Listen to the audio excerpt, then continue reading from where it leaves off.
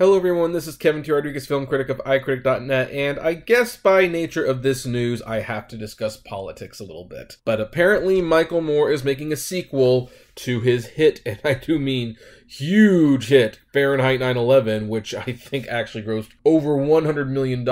Insane for a documentary, I know. But he's making a sequel called Fahrenheit 11/9, which, as any liberals out there will tell you, that is the day that President Donald Trump was elected as our president. And yeah, I still can't believe that actually happened, but whatever. So he's re-teaming with Harvey Weinstein to make the movie.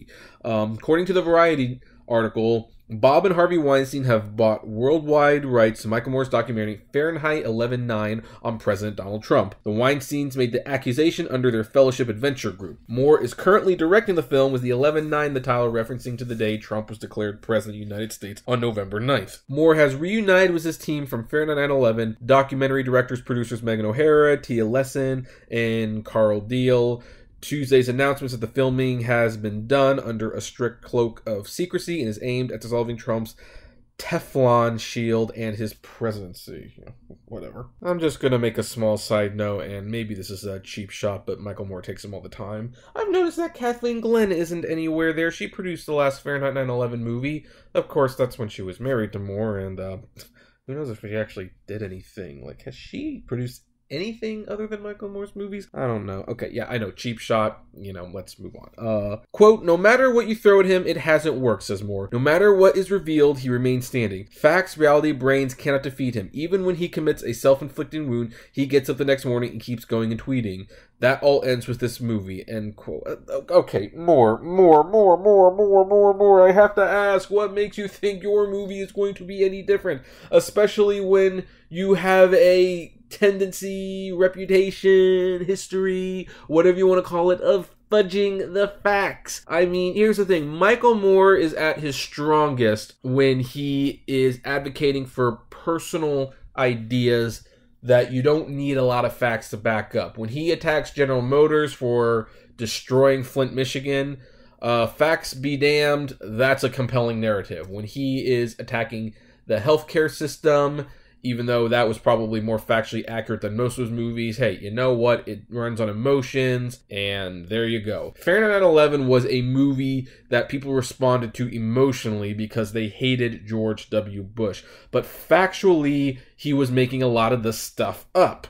There were things about the invasion of the Iraq War and the Patriot Act that were patently false and have been debunked many, many times. And that's the kind of reputation that it's like, someone of your reputation is not going to bring down Trump. Especially if Trump is so self-defeating in what he says, yet that doesn't affect him. It doesn't kill him. And I say kill him, I mean, kill him in the presidency, not actually kill him. Nobody actually go kill President Trump. That I do not advocate killing anyone, regardless what your personal political beliefs are. So what makes Moore think that Fahrenheit 11/9 is going to bring down the Trump presidency? Heck, Fahrenheit 9/11 didn't even prevent President Bush from getting reelected. I think Moore is a little in denial, although I will admit he was one of the few who correctly predicted Trump was going to win.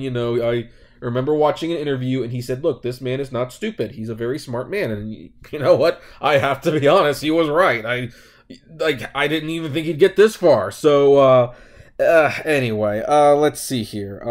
Is there anything else in this article? Yeah, the Weinstein said, "There is no greater part of what we can do right now than to have the power to bring Michael Moore to a mass audience.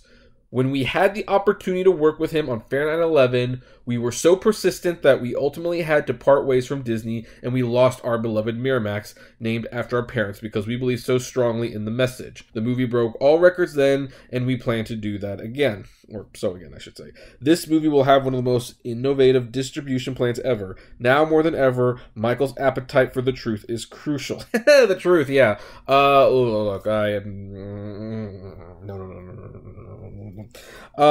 Here's the thing. The funny thing about this is you can actually make a pretty compelling case against Trump without making stuff up. But if Moore starts tackling Russia and, Comey and things like that, it's gonna fall flat because there's no actual tangible evidence for any of this. There's just not. Yeah, and you know, I do not want to know what the comic section is going to look like. Yeah, so, I don't know. Yeah, Fahrenheit 9/11 is easily one of Michael Moore's weakest films as a documentary. As an emotional piece of filmmaking, it's still pretty interesting to watch. It's pretty much a dead letter. The Palme d'Or win was way out of line for it, in my opinion.